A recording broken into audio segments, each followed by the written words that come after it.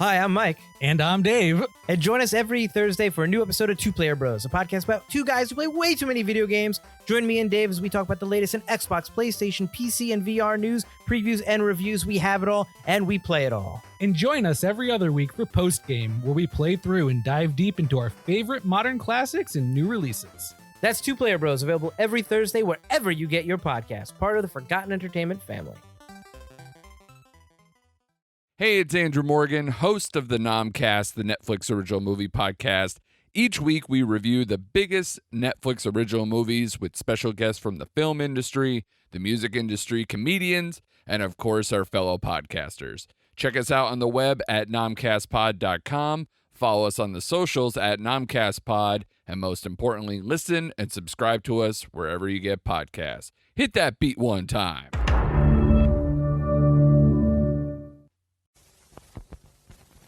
Ladies and gentlemen, please notice that exits are conveniently located at the front and rear of this auditorium. When leaving the theater, we suggest that the exit at the front of the auditorium will allow you easier access to the parking areas. Thank you.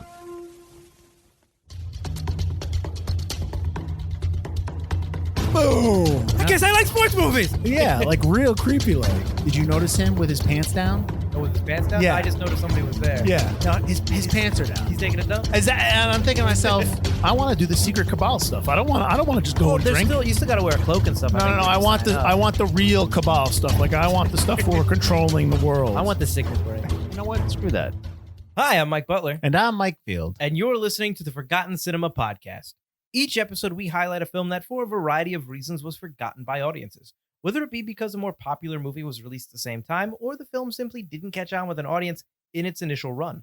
We'll discuss what we love about the movie, or maybe don't love about it, but we'll always recommend you revisit it. If you enjoy our podcast, please feel free to rate, review, and subscribe on Apple Podcasts, Spotify, or wherever you're listening to this podcast. Awesome. Nice job. Nice job. So good. How many times have I heard that from you? 50?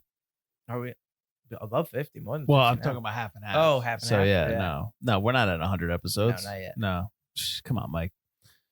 Get it together, man. All right. So today we are talking about Master and Commander, The Far Side of the World. Now, not the books, but the movie. Obviously, you already know that because this is a movie podcast. What? I know, right? I only read the book. Oh, Was I supposed to watch the movie? Technically, Butler, this is based. Well, technically, these are two separate books. There's one book that's called Master and Commander. There's another book that's called The Far Side of the World. But the note that I got was that pieces of this movie come from 13 books. Ooh. Exactly. That makes it hard to do sequels. Well, they wanted to do sequels. I know they did. And I actually wouldn't. But you know what? Before we get into all that, it's 1885. Nope. Incorrect. It's 1805 aboard the HMS Surprise. The brash Captain Jack Aubrey, played by Russell Crowe, and his trusted friend, the ship's scholarly surgeon, Stephen Maturin. They never say his last name. Yeah. Played by Paul Bettany, are ordered to hunt down and capture a powerful French vessel off the South American coast. That is incorrect. Though Napoleon is winning the war, and the men of their crew face an onslaught of obstacles, including their own internal battles, Lucky Jack is determined that nothing will stop the Surprise from completing its mission. That's not its mission. Lucky Jack makes it their mission. That is not their mission. Their mission was what were they? They were just they're just on the seas. It was to seize the Archeron, but not past not south of Brazil. They weren't allowed to go past. So they were searching for that. They were stopping the Archeron because it was carrying supplies thought to be for the war. But then the Archerons just started hunting them because they want Captain Jack as the prize. Yeah. Interesting. What happens in the film? It devolves into this captain versus captain mentality of who's going to get the prize. All right, it sounds like you're making fun of people who break down movies. Is that you making fun of us? Yeah. Oh, nice. Self-depreciation is the highest form of comedy. Well, I'm not part of that. So Master and Commander, The Far Side of the World, that's a mouthful, has a runtime of 138 minutes. It's PG-13, production budget of $150 million. It was opening weekend, they did $25 million, domestic 93 total, and then worldwide was $211 million. But it's not really considered a financial success, quite honestly. It was released on a Friday, November 14th, 2003. It's distributed by 20th Century Fox, who also co-produced this movie with Miramax Films, Universal Pictures, and Samuel Goldwyn Films. They all came together for this. it came up against on the same day, the 14th, Looney Tunes Back in Action, one of Mike's favorites. Tupac Resurrection and Love Actually. I don't know if you've ever heard of that movie, but it plays every holiday season now. You had the week after, on the 21st, you had the Cat in the Hat, starring Mike Myers as the Cat in the Hat. Yeah, that is, you know what? I remember I was typing this info in and I'm going, oh, that movie. No, that movie was so not. Ugh. Gothica. And then a limited release, 21 grams. And then you had the week before, which was the 7th, you had Elf, and you had Love Actually in a limited release. And then 2 days before that, you had the Matrix Revolutions. I'm going to tell you right now, Elf was the big one, but there's not much in Love Actually. So it's more like holiday fare. So this movie could have done well. It should have. It was more of an action-y. You thought it would get some kind of adventure, I don't know, what adventure capital going in or something like that. You get The Matrix. Yeah, but The Matrix is sci-fi. And I'm trying to think of a movie that would be similar in tone to this movie. But I guess you're right, because that's action, so that makes a little bit more sense. Yeah, this is the only real Oscar fare you have, right? Right now. Well, I think 21 grams was meant to was the kind of the start of maybe the Oscar movies coming in November, because that was a big one that year. So directed by Peter Weir. He also wrote this with John Colley. Peter Weir has he has been nominated for an Oscar for The Truman Show for director, The Dead Poets Society, and then Witness. He also was nominated as a writer for Green Card. He did the story for Gallipoli and The Way Back. He wrote The Way Back, he did the story. Not The Way Back that is with Ben Affleck. That's called The Way Back? I believe so, yeah. This is The Way Back that is with Steve Carell when he's the stepfather. It's like about a young boy's coming of age. I think I've talked about it before on the podcast. John Colley has written Happy Feet, and he's been one of the writers on Happy Feet, and he was one of the writers on Hotel Mumbai more recently. This is based on a series of books, 20 novels actually, that center around the two main characters, Captain Jack and Stephen, the surgeon, the scholarly surgeon, as it's known in the synopsis. The naturalist. Right. The first book in that series is called Master and Commander, and then there's tons out there just about their adventures and stuff like that. That was written by Patrick O'Brien, a British author. Cinematography by Russell Boyd.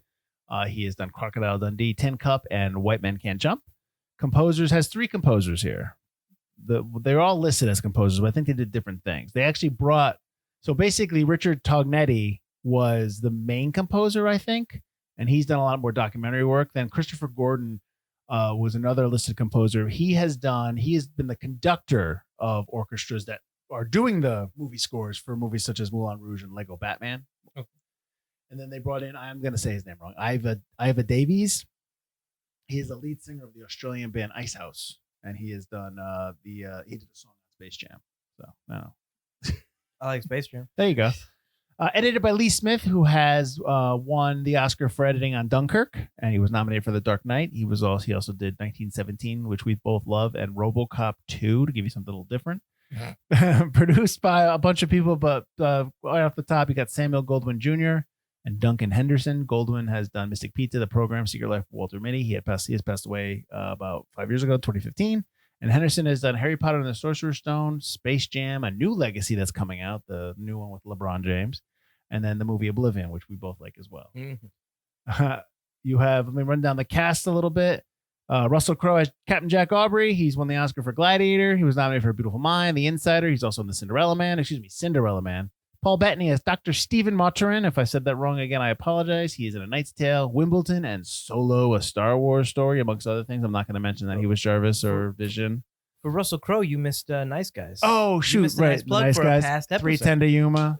That's why you're here. 310 to Yuma, Nice Guys, both episodes, season 3, I believe. I don't know what season. I can't remember. I kind of, when I do the actors, I try to shade towards the stuff they've been nominated for sometimes. I'm sorry. I apologize. Shade toward shameless plugs. James D'Arcy as the First Lieutenant Tom Pullings. He's in Cloud Atlas, Let's Be Cops, and Dunkirk. Chris Larkin as Captain Howard. He's in Valkyrie, Mr. Butler. Season 1. Official Secrets and Tea with Mussolini. Official Secrets is the newest one that came out last year.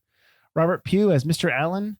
He's in Robin Hood, the Russell Crowe Robin Hood, Enigma, and The Englishman Went Up a Hill but Came Down a Mountain. Do you ever see that one? No. It's not bad. Max Benitz. It's Calamy.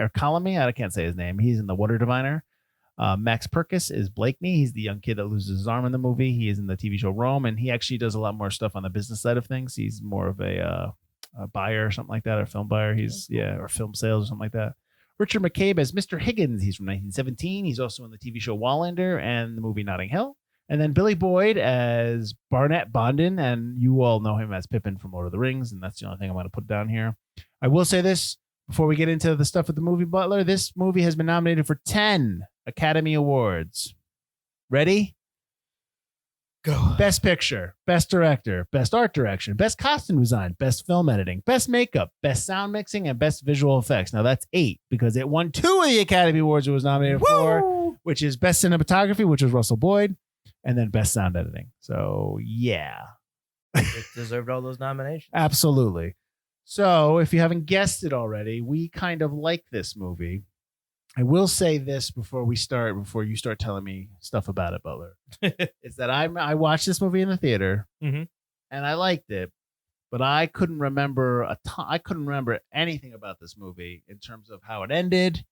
I remembered certain parts. We talked about this briefly before the podcast started yesterday, actually. About I remember them going to the Galapagos Islands. I remember them getting off because I remember the surgeon getting shot. I remember all that. Like I remember little things. Remember the dude just jumping off and killing himself, Hallam. But I don't remember.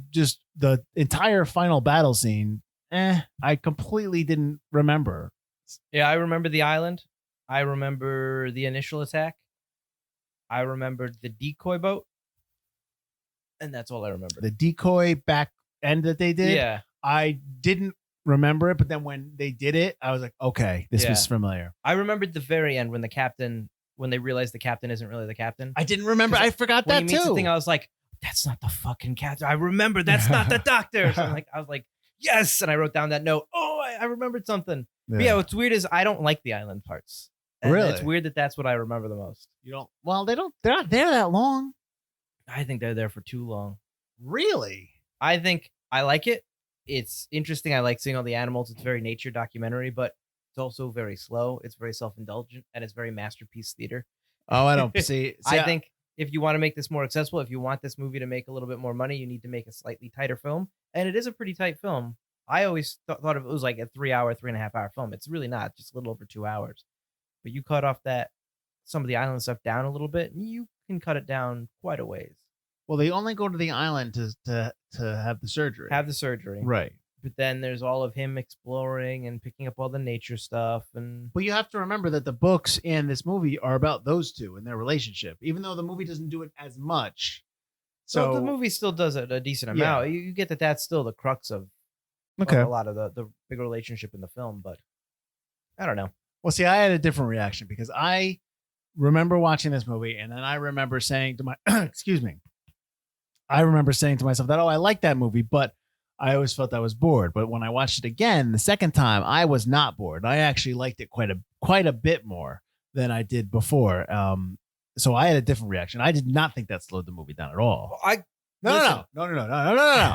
I said it slowed the movie down, but that does not affect the fact that I really love this movie. Mm-hmm. I put this on the list. I remember liking this movie, but I had the same reaction. Remember, like I said, I thought it was 3.5 hours long. I thought it was a very long movie. Watching this again, though, I was enthralled the whole time. I was like, this movie is like, one of my notes is just, this movie's fucking awesome. Yeah. It's really, really good. Well, the two naval fights are really good. The opening and the ending are really good. I will say that it doesn't drag, but the Hallam stuff. So there's a character in the movie, and you might not remember him, who the crew doesn't like him. They think he brings the curse. They call him the Jinx. Yeah, they think he's the Jinx, and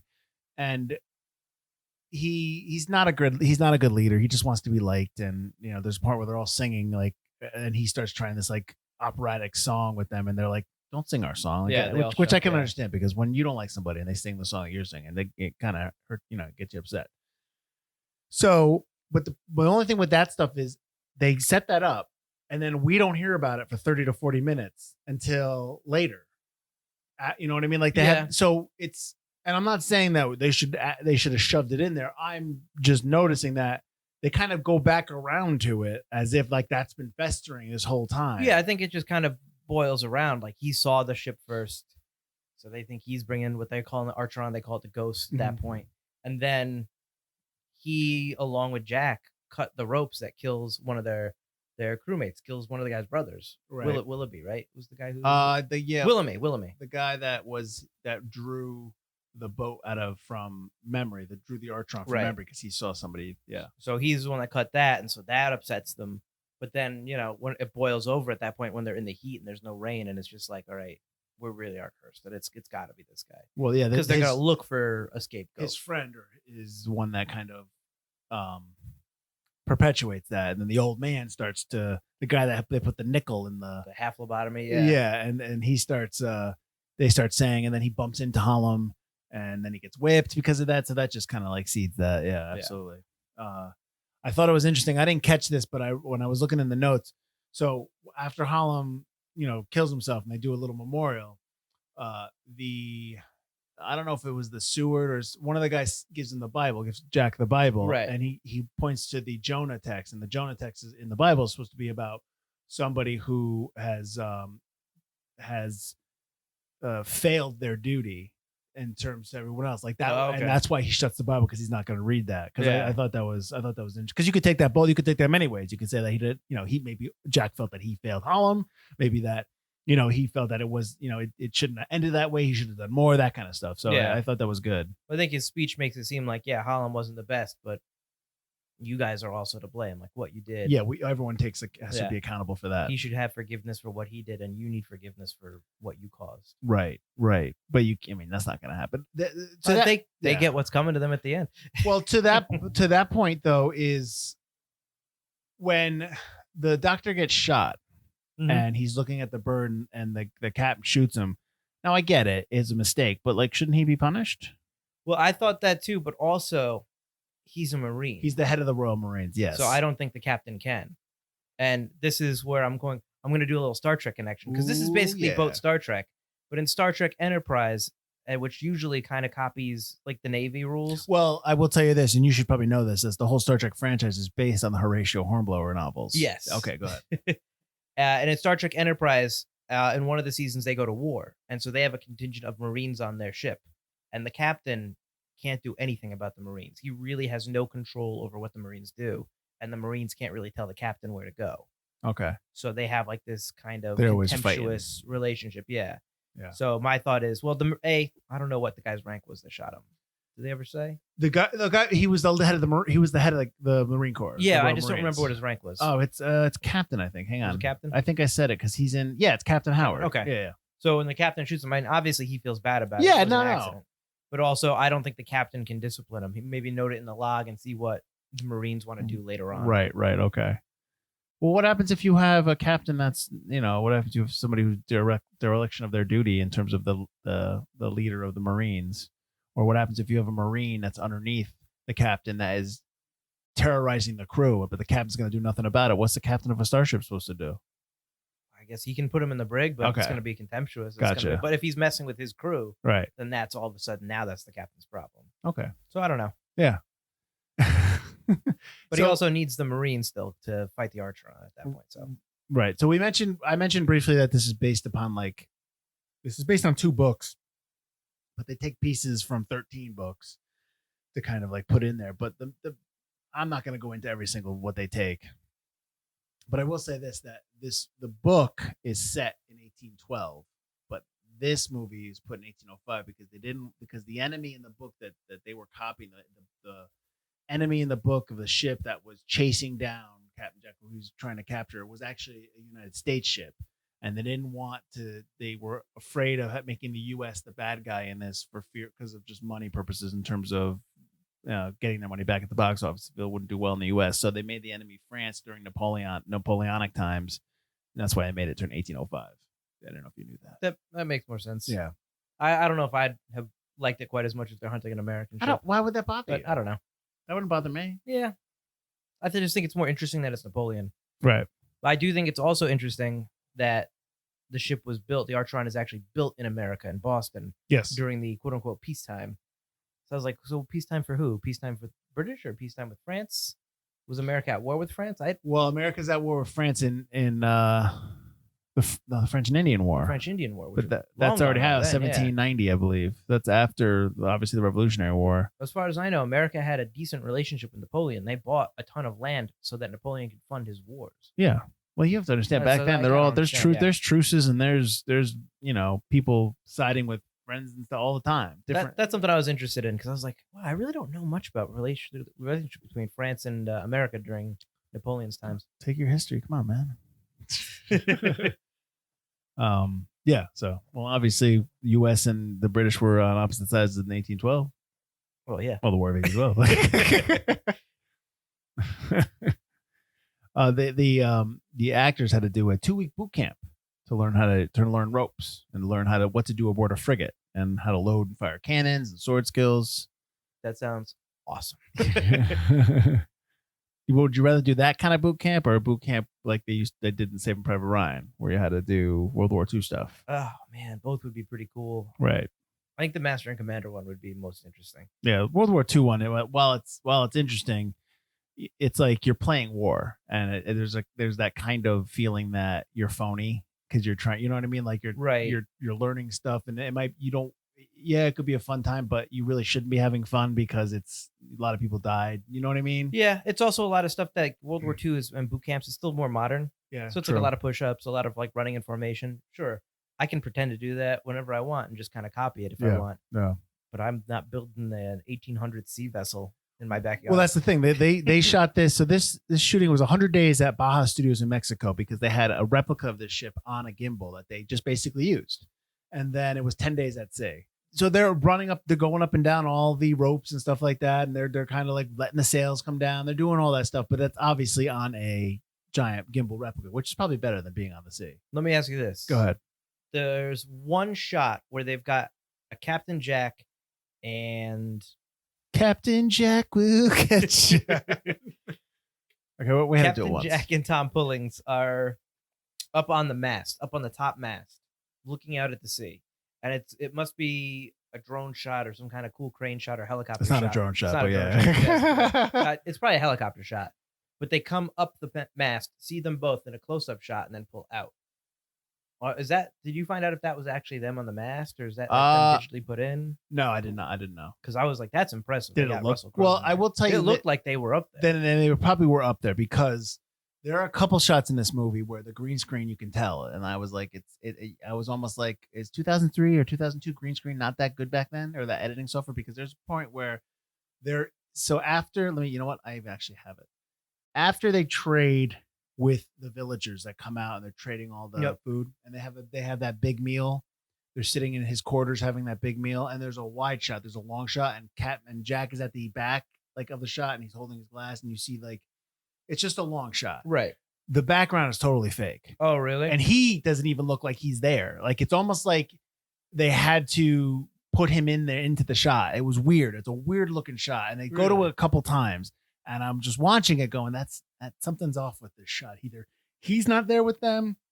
The background's definitely not there with them, but his lighting looked weird. And then they go back out after that. They go outside because they're having like a cordial. Yeah. And all the crew's out there, and they have a shot up again, looking up in the crow's nest. And there's two of the lieutenants sitting up there, two of the kids looking down. And they like it's completely like they're supposed to be blue moonlight. It's supposed to be like that kind of thing. Yeah. But they look white. Like they're like completely not there at all. And so there was a couple shots where the green screen stood out. So if it looked good to you, then it's probably all right. Yeah, I didn't really notice it. I wasn't paying attention to the background in that scene. There were two shots I wasn't a big fan of in the film. One of them comes when they're in the fog the second time, and it's very dark. There's a shot that cuts to both Jack and Tom Pullings, I think someone else, all with periscopes, and they're looking around in the fog. Yeah, okay. It's just one cut, and it kind of pans out, I believe, a little bit. Okay. And it's so grainy. Okay. Like, it looks like they almost lost that bit of footage. I don't know if you noticed it. I did not notice that. The whole film was a little grainy. Some of it is. I was like, they can't clean this up. Let's get a remaster of this. Is it on Blu-ray? I would hope so, but I don't know. We watched this on Hulu. We did watch this on Hulu.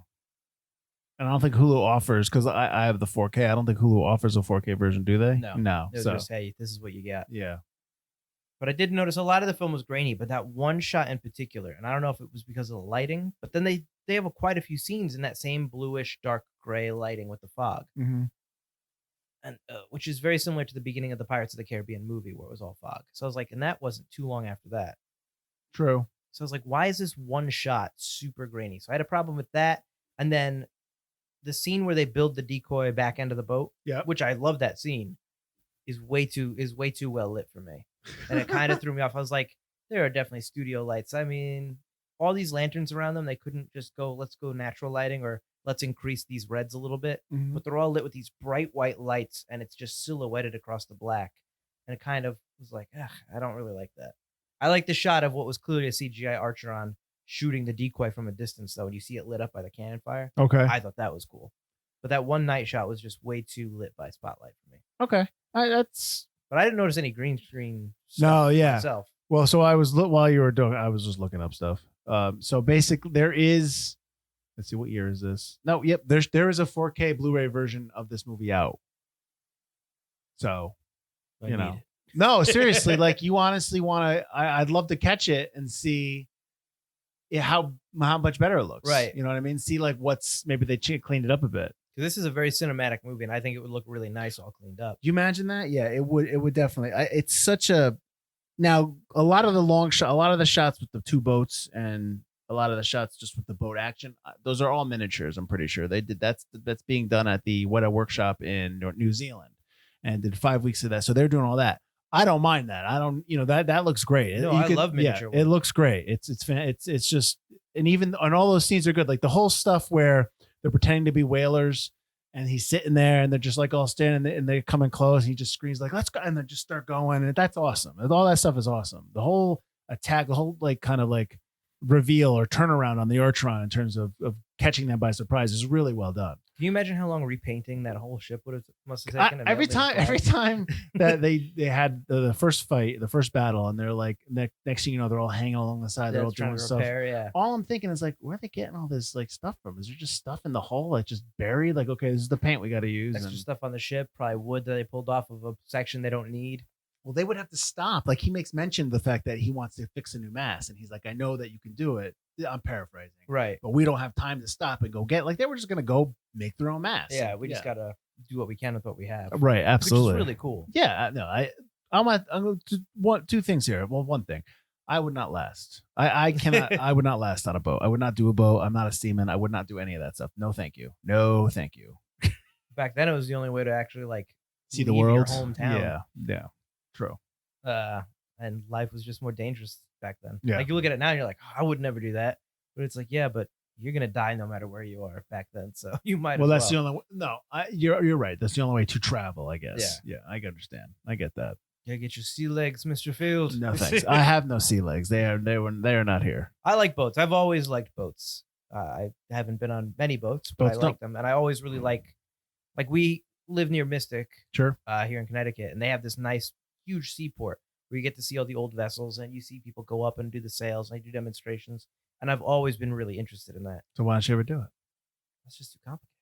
Well, I mean, like I'll go on the boat, but I will not go on the boat when it's on sea. Like I'm okay with boats if I'm outside. Once I get inside a boat and it's on the water, forget it. No, I'll get seasick. I don't get seasick. Oh yeah, I will. So, absolutely get it. But I've always wanted, because they do take some of those boats out every once in a while. And you can buy tickets to just take a loop around. I would do that. I know. I'd have to swallow like 3 Dramamine pills to go on a boat. Oh yeah. So when they went on the boat for 10 days, I guess the one note I kept seeing was that everyone got sick except Paul Bettany. Because he was part of, I guess he learned how to be he was in like the young sea people or something. Like he did like a class when he was younger. He did all that stuff. So, but everyone else did. So I thought that was interesting because in the movie, he's the one, his character in the book more so, but in the movie is somebody who's more, they call it quote unquote a landlubber. Like he doesn't know anything about ships. So he even asked Jack in the beginning, like, what does that mean again? Like he says that at dinner when he makes a nautical joke, he goes, this must be some amazing nautical joke I'm just not getting. Yeah. Like he doesn't know anything about Navy. So I thought that was, which there's a lot of, which I didn't catch maybe the first time around. There's a lot of like humor in this movie. Like a lot of, which is nice. Even the ending, when they turn around and he's like, no, the doctor died of fever 5 months ago. He's just like, No, but he gave me his. I guess I'm not going to the islands. yeah, I thought that was good too. The lesser of two weevils was good when he's just all drunk. Yep, that was funny. No, the dialogue is great. The relationship between Aubrey and Maturin, Jack and Steven are fantastic. It really is like a Kirk and Bones kind of thing. Yeah, absolutely. And the whole movie hinges on that. This kind of like, it's not a homosexual relationship, but it's like deeper. It's like a deep friendship. Sure. And it's kind of like how you see in like the Sherlock Holmes movies with Robert Downey Jr. and Jude Law, or Riggs and Murtaugh, like this deep bond. It's a friendship. Bill and Ted. Sure, absolutely. But I'm glad that you didn't include us there. Nice job. But it's like Jack really depends on Steven's advice and Steven's knowledge of like what the crew thinks of him and what he would do, as a non-naval officer. And he really appreciates the friendship that they have and everything. Even when they fight and they don't get, it's still, there's no, you don't see the reconciliation in terms of when they argue, but it's right. It's no big like, we'll never be friends again. Right. Although the doctor doesn't go to dinner with him for quite a few That's days. what I'm saying.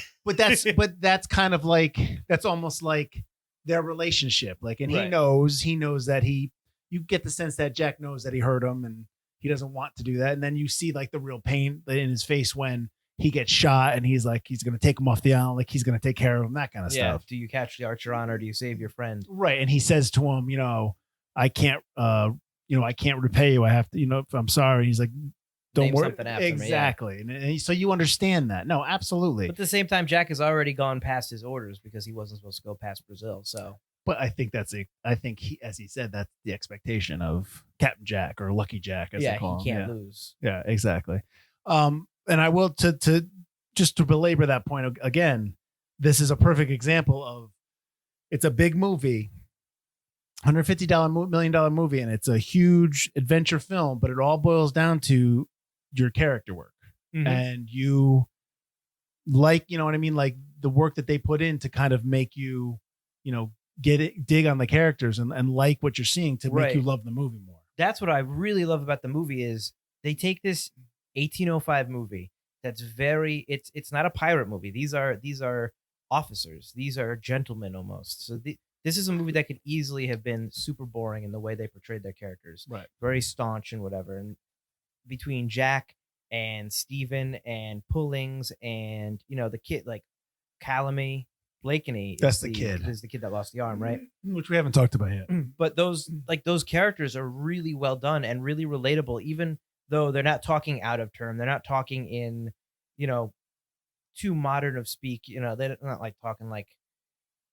it's 1805, so they're not talking like Shakespeare, but their dialogue is really good. Like when he finds the boat, the model boat, and he's what a fascinating modern age we live in. And it's like, thank God for Wally and his second cousin. Yep. To wives and sweethearts, may they never meet. The lesser of two weevils, and they start laughing. The stupid Jello mold that they made with the Galapagos was that Islands. Jello? Was that pudding? It's chocolate pudding and Jello, but I was like, how much do they have on the ship? And they really had that back then? I don't want to know what they're making. I have no idea. Want to know how they're making all that food. I can see pudding, but Jello, I was surprised. All I think about now is because I watched I read the book too. The show when they go to the Arctic and they get hunted by that creature, the Terror. Yeah. Because in the Terror, they start getting sick. People start getting diseased and sick because they are eating cans that have botulism. They're right. I just remember like how they're packaging the can. The guys just feed them. They're just taking it out. It's like, oh my God, how could you just eat any of that? Well, on the HMS Surprise, I was surprised. Pun intended. All the livestock that they have on the ship. I noticed at the beginning. They have the cows, they have the goats. I love when they do the shot with the cannons at the beginning. Chickens. Cannon fire going, and the cows are just watching like, get me the fuck out of here. Yeah. But they let the goats roam free on the deck when they're just repairing the ship, and they put them back. The chickens with the eggs. Yep. Like, so they must not. The cans must be like a last resort. But that's not. The fish. That's not for meat though. That's for milk, right? I would assume they do the stuff like the chicken, the goats, the cows. It's stuff that they can keep. Yeah, because chicken for the eggs. Yeah. I would imagine the milk for some kind of grog type. Maybe. Yeah. Yeah. Because they're fishing. They clearly fish. Yep. And then they buy chickens and trade stuff from the Brazilians. Yeah, and they trade stuff with them. I Yep. assume they're Brazilians at that point. 'Cause after that, well, they're in South they talk about America, so going too they're far. by Chile. They're by Okay. that. So they're I know that because so when they were shooting this, when they were in pre-production to do this movie, they a replica of the HMS Endeavour was actually in real life circumnavigating the globe, and they were about to go around the bottom of South America, the same path that the Surprise was supposed to be taking. So they flew 2 cameramen there onto the boat to shoot that happening with the crew members in costumes as they're going around the That's bottom of South awesome. America. Yeah, so I thought that was interesting too. I think I remember the Endeavor because I think that came up to Mystic at some point Okay, as well yeah. to show it off. Yep. Yeah, because we keep talking about Star Trek. Like, I wouldn't mind if they took this series and put it in space and took the 20 novels and kind of either took a bunch of, and did like a show or did like a movie series or something like They that. did. It was called the original series. Only it No, had no, to be all that's based on 60s Horatio up and going. Hornblower. That's not based Yeah. on this. That's what I'm But saying. You it's- actually they're take so- these They're characters' so names. similar. Well, screw Yeah, that. you want to take their names? Why not? Yeah, you could do that. I mean, Captain Jack is so close to Kirk, though, including he doesn't lose. True. When if like later on down the line, they're going to do another Captain Kirk series True. at some point. Adapt a couple of these into episodes or Yeah, two-part episodes. base them on there or something. Yeah. Yeah, okay. Because that was one of the things is that I have here is that it's very close to the original Star Trek episode from the original series, Balance of Terror, which is the very first episode you meet the Romulans. Mhm. I don't know if you've ever seen that episode. Or I how much don't- of the old I series have you not watched. watched a lot of the old series. So this episode is basically like the reason everyone compares Star Trek to submarine or naval warfare. They're fighting the Romulans. They haven't seen a Romulan yet. They've only ever fought a long distance war, and they're finally fighting a Romulan ship, and they're fighting kind of blind. Right. So it's very much like a naval submarine battle. Okay. But that's a lot of what I get from like Kirk's ship gets damaged, he has to repair it, and then go after the Romulan ship gets damaged, and they're going back and forth. Is very much like this. And Captain Kirk's like, I gotta get this one captain Right. and prove that I was the first one basically to ever get a Romulan. And I got a lot of vibes from that. So even when I first watched it, the one thing I always got from it was like Star Trek 500 years in the past, like Star Trek BC kind of. Nice. But that's one of the things I really loved about the movie. That is the reason I put it on the list. Nice. But yeah, if you brought this over and made some Star Trek episodes out of this, it'd be awesome. Right. Yeah, I think so. In the movie, Russell Crowe and Captain Jack and surgical scholarly surgeon Stephen play cello and violin together. Yes, They actually both learned how to play that for the movie. I figured because I was trying to watch their fingers to see if they matched. Well, I think that they dub them over with somebody else, but the notes match. What they're yeah, doing, Crowe's quoted as saying that it's the hardest thing he's ever done for a film was to learn how to play violin. And I think Bettany learned how to play cello because probably Crowe's like, oh, you learn how to play violin? Crap. All right, fine. I do like their cello and violin playing. And would you like to go heavier and harder? It's like it's violin music. It's like that's like the rock and roll from the time. But I do like how he turns it around and uses it as a guitar. Yeah.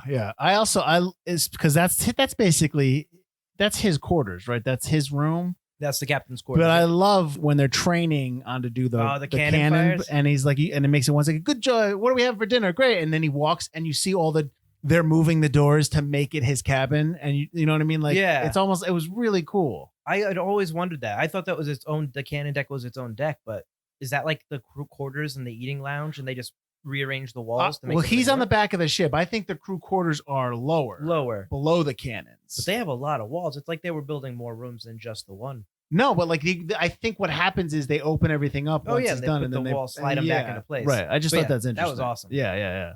I also love the kitchen area, which was really cool. 'Cause Yeah. I've never really seen that in a movie that takes place on a ship Mhm. with the huge metal just oven Yep. in this boat, which I assume must be when they turned it into the whaling vessel where the smoke came from. Yeah, they made it Because they didn't show that, but I was like, how do they have that much smoke coming out? Yeah. And when he's making toasted cheese for his that's what he's making every time he opens up that It's silver. coming. And when he's like, no, we're gonna have the bourbon, or we're gonna have, and he was like, I was saving that for guess we'll drink wine. All right. Yeah, the extra when they give him the ship, so it was extra grog. Yes, yeah. I was Extra gonna ration of grog. I Yeah. was gonna have that grog. Well, you'll drink wine instead. I'll drink wine instead. The kids are all getting trashed too. I was a little, because I don't know obviously about the hierarchy in terms of captains and lieutenants, but like all the kids were lieutenants. right? They were officers in training. Okay, so basically they're training to become what Pullings is basically. They're not training to become captains. They're training to become first lieutenants and stuff like that. They're gonna all be hopefully captains. be captains one day. Right. They're gonna try to go up the ranks. That's what I'm saying. Right. Like, they're not. Their next step isn't captain. It's I don't think their next step is Pullings. it's Hullum. Is that their next? I step? think the next step is like Hullum, and then from there it's Pullings. But Hullum was one of them, because I'm pretty sure Hullum was. He was with them in the quarters and stuff, Yeah. but I think he was a rank above them. Okay. That's why when it was he spotted the ship at the beginning, Mm-hmm. it was like, you're the whatever, you have to give the order. Yeah. And then the kid gave the order instead. Yeah. But I thought it was interesting that like these 12, 13-year-olds are like giving orders to these like Men. grizzly, like 30, 40, 50, 60-year-old men. Right. Like, get going, fire those kids. Like, Well, some of the guys, awesome. some of the men are like quote unquote, they're not the high intelligence. You can tell, like the guy that helps him sew up Charlie, whatever it's called. So Charlie dies. yeah, Like you can tell he's like a little. that's Patrick Gallagher. Okay. And Patrick Gallagher played the main villain in Ghost of Tsushima, which just came out on PlayStation. Okay. Number one, I don't care about that. I just think it's interesting. Like that guy has played like so many, like he's been a background character in a lot of things that you see, but he always plays like, I think he's American, but he also plays British. But then he played Attila the Hun in Night at the Museum. You gotta go. And now You gotta he's go where the playing money is. This Mongol warrior in this game. Yeah. And now he's this British shipman in this. I was like, that's interesting. It's good when you have like such an interesting face, I guess. Like Look. he's just an interesting look. And, It's like, you're able to do. You're a chameleon. Yeah. Yeah. be whatever. That we need you to do this time. I think Absolutely. that's really cool. Right. Right. No, absolutely. We haven't talked about Blakeney with the kid losing his arm. That was real quick. I'll tell you that. That's the quickest. I didn't arm realize chop. that was his bone coming out. I thought that was just the wood sticking into his bone. Oh, that's. I what don't that know. Was? He said he broke his arm. Yeah, So maybe it was wood. I thought it was wood, and he broke his arm. Yeah, and then when he got infected and they cut it, and that's a tough scene because it's just like, ugh. It's so And quick though. But I'm glad they didn't because they always want to do this. What was the movie I just watched where they cut off? Oh, Revolution. There's a scene where they're cutting off a kid's arm, but like they always get the rusty hacksaw and they're just like, what is it? And it's like, I get it, but like I'm glad they didn't. It was more, I guess, surgical than it was just kind of like. I didn't even because they always use that hacksaw. I didn't know what they were doing at first. Yeah. I was like, wait, is he chopping off the arm or is he bleeding him? Well, yeah, I wasn't sure. That arm was going. But what I wanted to bring up in that scene was Crowe comes in with the book and he comes in to see him, but he's got, I don't know if you caught this, but he had this like look on his face and I couldn't really decipher if it was definite awkwardness, but if he felt responsible, if he felt bad, if he, you know what I mean? Like he just couldn't handle it because he doesn't know how to handle something like that with a child. It looks like he's got, what I really like about Jack is he's definitely got a love for his crew, but especially the children on his crew. He has a respect for them and he understands that they're going to be officers, but he also understands that they're kids and he jokes around with them and stuff like that. And he understands how tough it is. But he's also, in terms of Blakeney. I keep saying Blakeney. Okay. Yeah. In terms of Blakeney, he knows his father and his mother. Right. So this is like they gave Jack their child Yes. under his protection, and he kind of failed the child. Well, even though he does say, his father understands. His father understands it's war, but it's Yeah. the mother. But he is obviously a leader because you see that as he leads, Oh, for sure, he yeah. leads the men and he doesn't get down, he doesn't get depressed, and there's a really nice back and forth between him and Steven, where when he's upset and sad, he brings when Steven's upset because he doesn't get to go to the Galapagos Islands, Blakeney brings him a beetle that flies onto the ship, and he's like, we would never have seen this if we left, and he says thank you, and then at the end of the movie, Blakeney's upset because Charlie is his friend. Right. And he's sad, and the doctor gives him the beetle. beetle, They start yeah. drawing it. I thought that was a really nice, touching little thing, and it was a nice sub arc to the secondary character. Like, Oh, yeah. And which makes you appreciate the movie even more because it's not all about Jack. It's about the crew, Right. And a lot of the people that died in the final battle had moments within the entire movie. Yep. 2 out of the 3 kids you follow die. Yes. Yes. I was like, man, this is like pre-Game of Thrones right here. Anybody can die at the yeah, exactly. but yeah, when I first saw this movie, I I was way younger. I was probably 15, 16. So I remember just thinking, wow, look at these teenagers are bossing these people around. That's kind of cool. And now watching this now in my 30s, I'm like, this is gross that these kids are fighting and getting stabbed and stuff. Like, Yeah. it was like, nah, there's a reason there should be age limits on things. Perspective changes. I got you. Yeah. No, absolutely. So, I mean, I wanted to bring up one thing. So we talked about Hallam a little bit. He actually has the same ending in the books. He does die, but it's a different way. So in the books, he's actually murdered by the ship's gunner Horner, because Horner learns that Hallam impregnated his wife, which was then given an abortion by Higgins, the surgeon's mate. So the guy in the movie that's kind of like, I have to read up on stuff. So it's like, I guess they were off at the Galapagos Islands, and then Horner murders Hallam, but nobody really cares because nobody likes Hallam. So they kind of do something a little different. Yeah, it's a little complicated to put into this movie. I get in like a 300-page book, sure, but yeah. I also, just a couple other facts that I wanted to bring up was, so I said that the Peter Weir and, which I want to we'll get this. So Peter Weir and John Colley write the script, and then Crowe brings in Akiva Goldsman to polish up the script.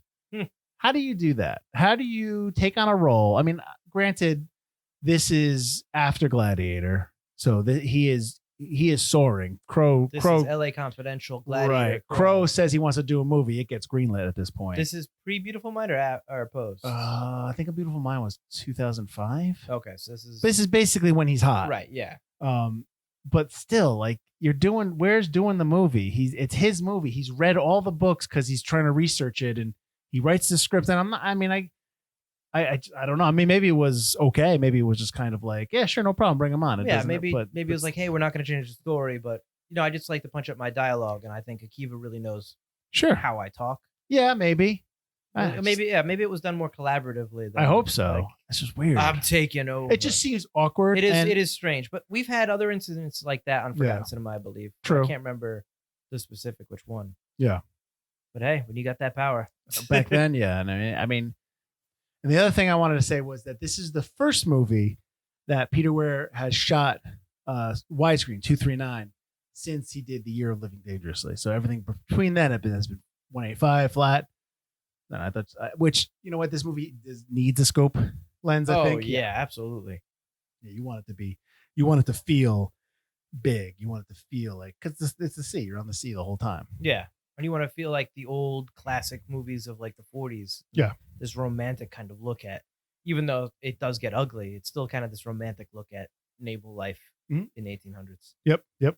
Which is like, so the HMS Surprise is 28 guns, 197 souls on their boat. 97 or 47? 197 souls. That is ridiculous. That many people on the boat. And then the Archeron is even bigger at 60 guns and 400 people crammed on a boat. No, thanks. That's crazy. That's a pass on my. That's a pass. People. That's a pass. So, I want to see if you caught this. When it's snowing, okay, there's a shot that goes along the boat from the front to the back when it's snowing, and they're heading due south. They're going to Antarctica. Right. Yep. They have this big long shot. Did you notice the dude sitting on the front of the ship?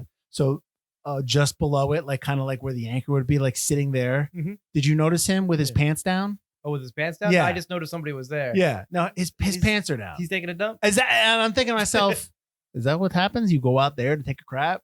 That or a bucket and you toss it overboard. Oh, God. It's like the kid who throws up in his top hat. Yes. I was like, I guarantee you that hat just dries the next day and he puts it right back Oh, on. he washes it out. He probably washes it out. I don't know. It boils it.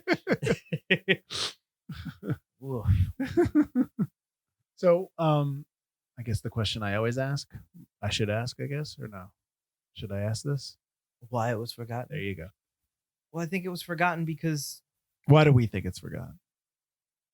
I don't think modern audiences, and I say this all the time, they want to see Marvel movies. They want to see Fast and the Furious movies. Those are the movies that are hot right now. That's where your audience wants to go. But this movie was 5 years before all that started. I understand that. Okay. But now it's gone. And this movie was well reviewed. It was well liked. Nominated for 10 Academy Awards. Deserved to win a lot more than it did. Yeah. Well, it got all the not to cut you off. Yeah. All the categories that it lost to, the 8 categories, Lord of the Rings won.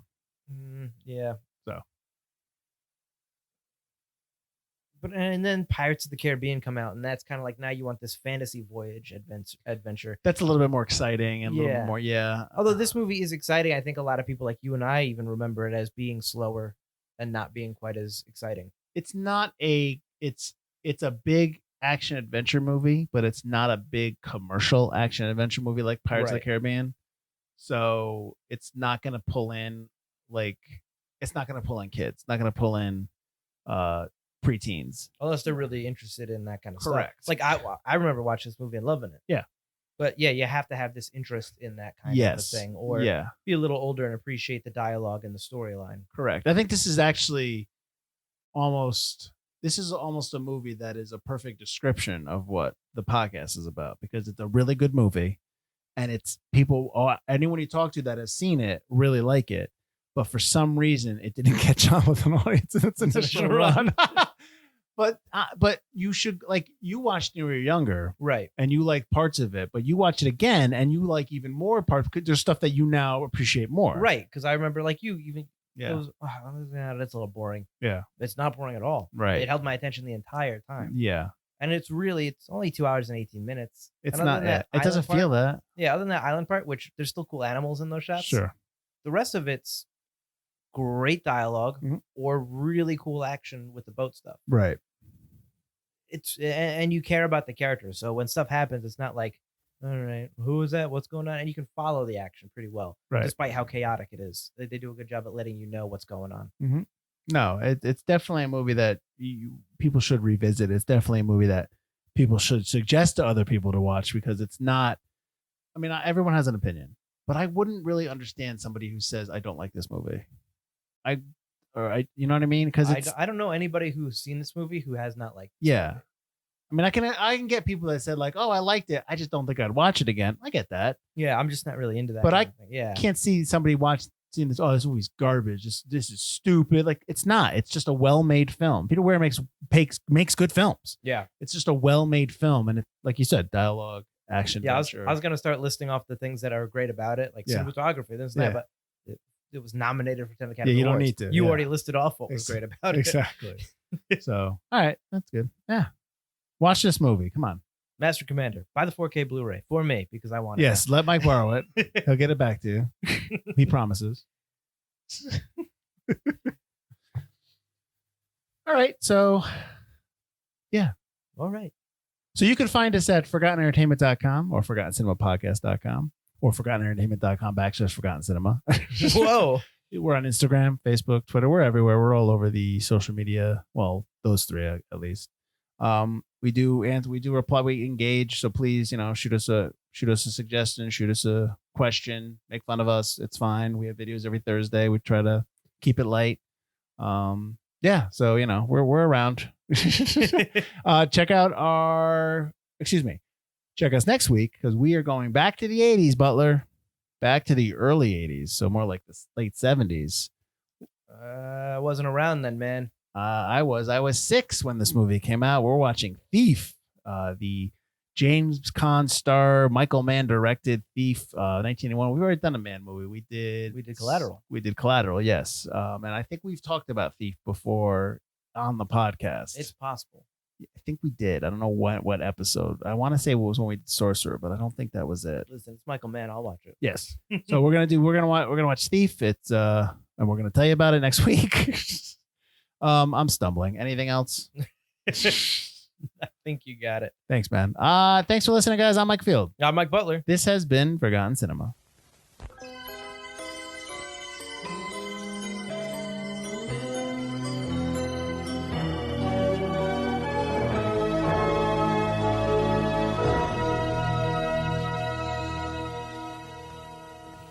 I would choose the right-hand weevil. It has significant advantage in both length and breadth. There, I have you. You're completely dished. Do you not know that in the service, one must always choose the lesser of two weevils?